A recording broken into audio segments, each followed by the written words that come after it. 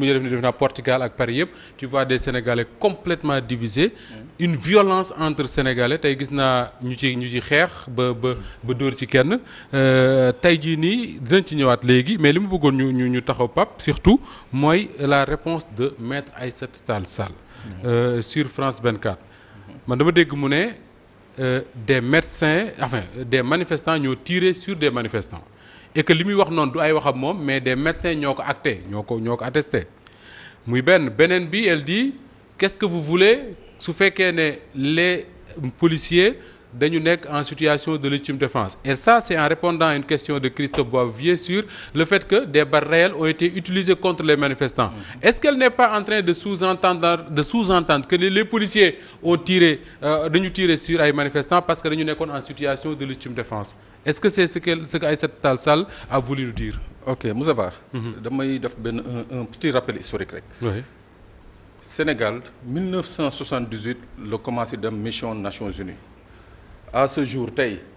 musuñu indi benn soldat sénégalais wala gendarme sénégalais wala policier sénégalais delloo si ko Sénégal parce que dafa def ay exactions dans le cadre d'une mission des Nations Unies. soo xoolee ni barki Demba Ndiaye Centrafrique. tout un contingent bëgguma tudd dëkk bi. tout un contingent nañ fa génnee pour des exactions sur des populations donc pour dire un peu il faut aussi qu'on rende hommage. à nos forces de défense et de sécurité. Absolument. parce que yenn situation bu amee tamit faw ñu wax ko sénégalais yi mën a xam. léegi par rapport justement à ces morts à ces gens qui seraient morts suite à des tirs de manifestants. te nee na ay médecins ko bind. je dis c'est extrêmement grave parce que benn médecin bii di def le certificat de genre de mort. mun na wax lu nit ki dee. lan moo rey nit ki bu dee bal. le médecin peut se limiter uniquement à l'existence d'un petit ou d'un grand calibre. mais mënu la wax norme calibre bi danaa la rek c'est un petit calibre ou bien un gros calibre.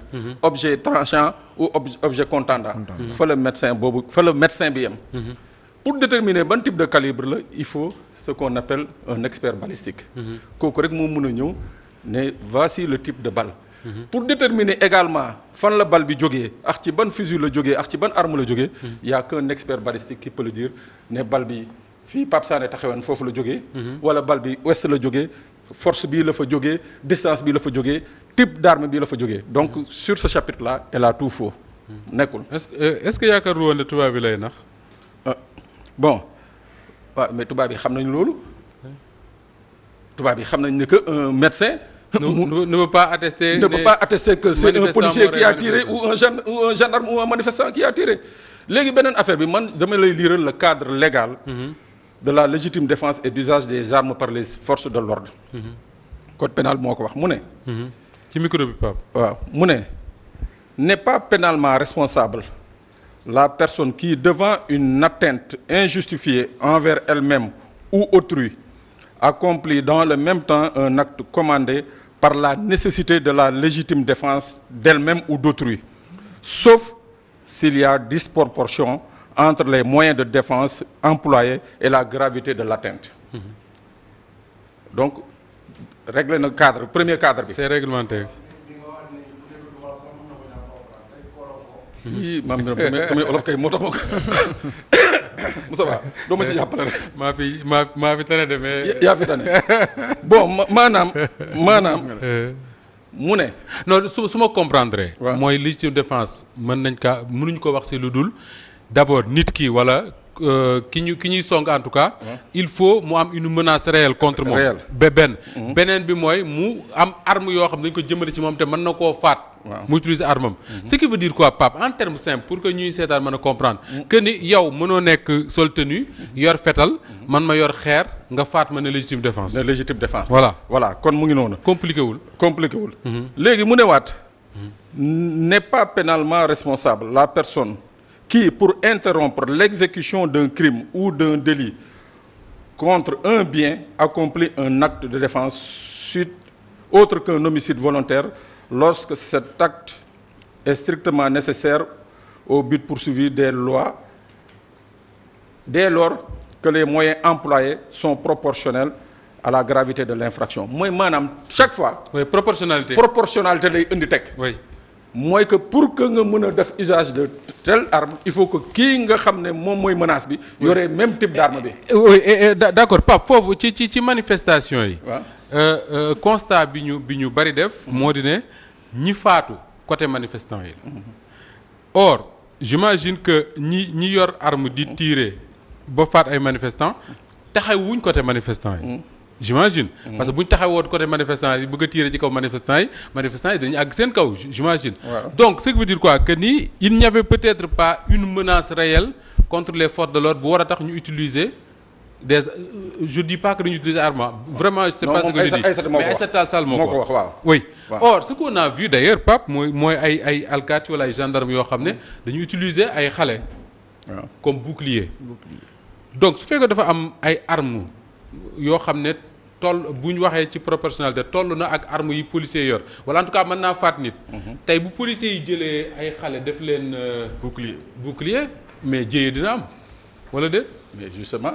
jéye day am soo ñu suivre moom raisonnement am. c'est pas non c'est les propos raisonnement bi Aïssata Tall Sall def démb sur France 24 la ñu nekk di wax. waaw voilà ba pare. parce que là ce qui est intéressant Pape nga baal ma ko rek maa ngi bëgg a bëri wax mais il faut ñu préciser mooy généralement mais depuis le début de cette affaire muy sur Walf sur les autres supports de la presse sénégalaise dégguma des journalistes sénégalais yu wax ne alkaati yi ñoo faat wala boog su amee. bariwul dégguma ko. non waxaguñ ko. waaw non waxaguñ ko. waaw et là c'est Aïssata qui parle comme ça. qui parle comme ça léegi mu daal di ne.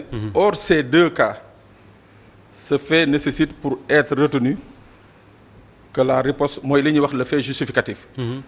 Pour que la riposte soit retenue ñu ne il faut qu'elle soit légitime. Ainsi n'est pas retenue la légitime défense de personnes l'invoquant pour justifier des violences commises à l'encontre d'agents de la police nationale ou des forces de l'ordre. C'est-à-dire que tey. ça veut dire que man su ma yoroon fetal. waaw policier jàkkaarloog man.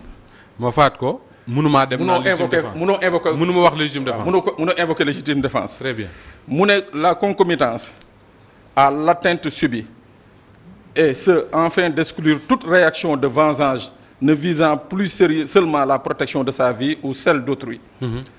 Proportionnée à la gravité de l'atteinte subie. Comme tout fait justificatif, l'appréciation de la légitime défense appartient aux juges, ceux qui analysent alors le contexte, l'atteinte subie et la légalité de la riposte. D'accord. mooy maanaam. pour gàttal. mbir yi jafewul ah. waaw jafewul. dégg naa sa wax su ma jéemee traduire pour pas pour joolaa yeeg ñi ñu seetaan parce que yow déggoo dara ci li ngay wax moo di ne par exemple mënuma wax légitime défense su fekkee ne Issa dafa yor fetal jëm ci man ngeen téye ko ba mu daw ba génn ci mbedd mi ma topp ko fa fekk ko fa ak fetal ne légitime défense loolu mënatul nekk légitime défense mooy simultanéité. très bien voilà léegi nag mu ne nag loolu yëpp pourquoi yoon daganal loolu.